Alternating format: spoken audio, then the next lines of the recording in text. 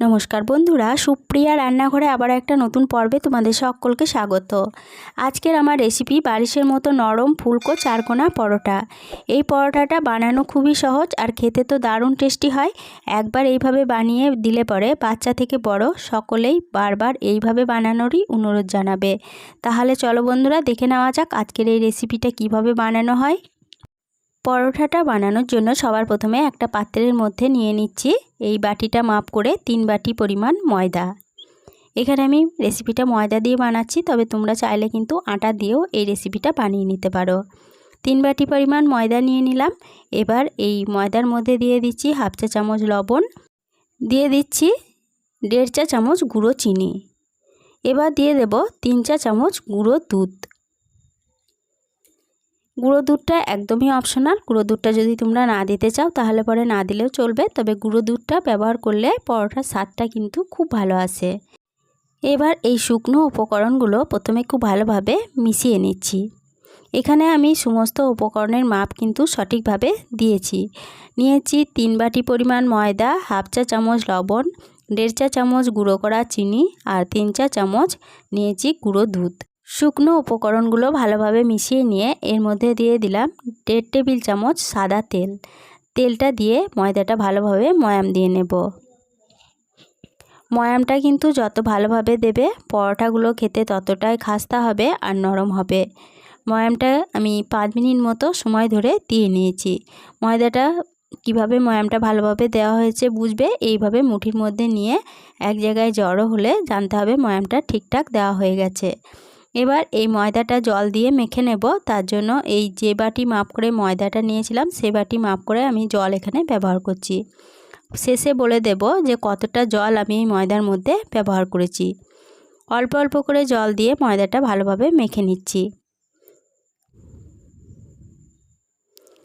ময়দাটা মাখার সময় কিন্তু অল্প অল্প করে জল ব্যবহার করতে হবে। একদম তাড়াহুড়ো করে বেশি জল দিয়ে দিলে ময়দাটা মাখানোর সময় নরম হয়ে যেতে পারে। অল্প অল্প করে জল দিয়ে ময়দাটাকে ভালোভাবে মেখে নিয়েছি। আর যে বাটি মাপ করে 3 বাটি ময়দা নিয়েছিলাম সে বাটি মাপ করে 1.5 বাটি পরিমাণ জল এই ময়দাটা মাখতে ব্যবহার করেছি। আর ময়দাটা দেখো ঠিক এইভাবে একটু নরম করেই মেখে নিতে হবে। ময়দাটা ভালোভাবে মাখা হয়ে গেছে। এবার একটা ঢাকা দিয়ে ময়দাটাকে বেশ কিছুক্ষণের জন্য রেস্টে রেখে দিচ্ছি।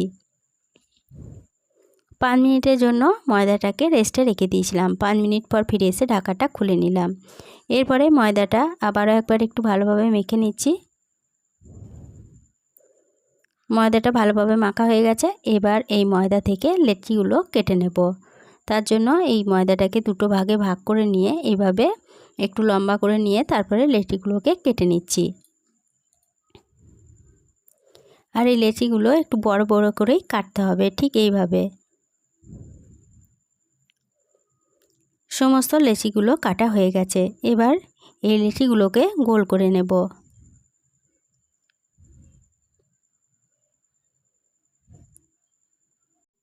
সমস্ত লেচিগুলো গোল করে নেওয়া হয়ে গেছে। এবার এটা বেলে নেব।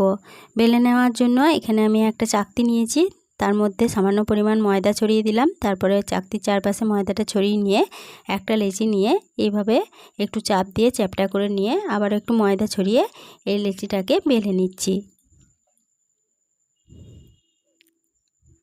এটা একটু বড় করে পাতলা করে কিন্তু বেলে নিতে হবে। দেখো ঠিক এইভাবে আমি দেখাচ্ছি কিভাবে বেলেছি, ঠিক এইভাবে একটু পাতলা করে বেলে নিয়েছি। এবার এই পরোটার শেপটা দিয়ে নেব। তার জন্য সামান্য পরিমাণ ময়দা আবারও একটু ছড়িয়ে দিলাম। তারপরে এইভাবে আমি ভাঁজটা দিয়ে নিচ্ছি। প্রথমে একটা সাইড ধরে এইভাবে ভাঁজ দিয়ে দেওয়ার পরে আবারও একটা সাইড ধরে এইভাবে ভাঁজ দিয়ে দিলাম। তারপরে আবারও দুটো সাইড এইভাবে ধরে ভাঁজটা দিয়ে দিচ্ছি।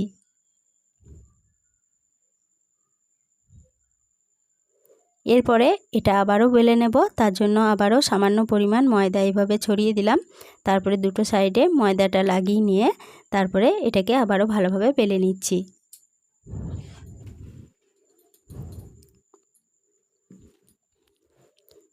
একটা পরোটা আমার বেলে নেওয়া হয়ে গেল। আর দেখাচ্ছি, দেখো পরোটাগুলো কিন্তু একটু পাতলা করে বেলে নিতে হবে।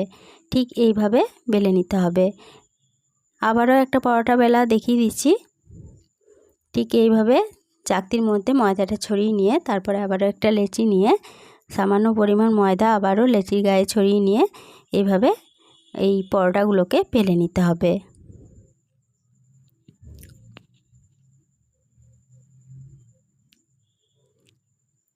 বড় করে বেলে নেওয়া হয়ে গেছে। এবার ভাঁজটা দিয়ে নিচ্ছি। তার জন্য আবারও সামান্য পরিমাণ ময়দা উপরে ছড়িয়ে দিয়ে এইভাবে ভাঁজটা দিয়ে নিচ্ছি। দুটো সাইড প্রথমে ভাঁজ দিয়ে তারপরে আবারও দুটো সাইড এইভাবে ভাঁজ দিয়ে ময়দা ছড়িয়ে আবারও এটাকে বেলে নিচ্ছি। দুটো পরোটা বেলা আমি তোমাদেরকে দেখিয়ে দিলাম। এরপরে এদিকে গ্যাসের ওভেনে একটা চাটু বসিয়ে চাটুটাকে ভালোভাবে একটু গরম করে নিয়ে তারপরে একটা এই বেলে নেওয়া পরোটা এই চাটুর মধ্যে দিয়ে দিলাম। তারপরে এক পিঠ একটু সেকা হয়ে যাওয়ার পরে এইভাবে উল্টে দিচ্ছি। প্রথমে উল্টে পাল্টে আমি ভালোভাবে পরোটাটাকে সেকে নেব। আর পরোটাটা দেখো সেকার সময়ই বেশ ভালোভাবে ফুলতে শুরু করেছে। পরোটাটা কিন্তু একদম বালিশের মতো ফুলে গেছে। এবার এই পরোটাটা ভালোভাবে সেকা হয়ে গেছে। এবার দিয়ে দিচ্ছি 1 চা চামচ সাদা তেল। তেলটা দিয়ে আবারও পরোটার দুপিঠ ভালোভাবে ভেজে নিচ্ছি। একটা পরোটা আমার ভেজে নেওয়া হয়ে গেল, তুলে নিচ্ছি। এরপরে এইভাবে সমস্ত পরোটাগুলোই আমি আবারও ভেজে নেব। তার জন্য আবারও একটা পরোটা এই চাটুর মধ্যে দিয়ে দিলাম। তারপরে এক পিঠ একটু সেকা হয়ে গেলে এভাবে উল্টে দিচ্ছি। আর এইভাবে উল্টে পাল্টে পরোটাগুলোকে প্রথমে সেকে নিয়ে তারপরে সাদা তেলে পরোটাগুলোকে ভেজে নেব। আর পরোটাগুলো দেখো কতটা ফুলে গেছে। আর এইভাবে সমস্ত পরোটাগুলো বানিয়ে নিয়ে আবারও দেখাচ্ছি। সমস্ত পরোটাগুলো বানানো হয়ে গেছে।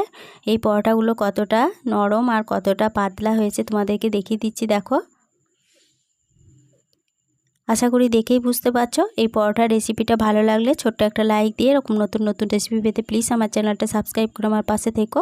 বন্ধু বান্ধব সকলের সাথে শেয়ার করে দিতে ভুলো না প্লিজ। আজকে রেসিপিটা কীরকম লাগলো কমেন্ট করে জানাতে ভুলো না। আজকে এই পর্যন্তই ছিল, ফিরে আসবো আবার নতুন কোনো রেসিপি নিয়ে।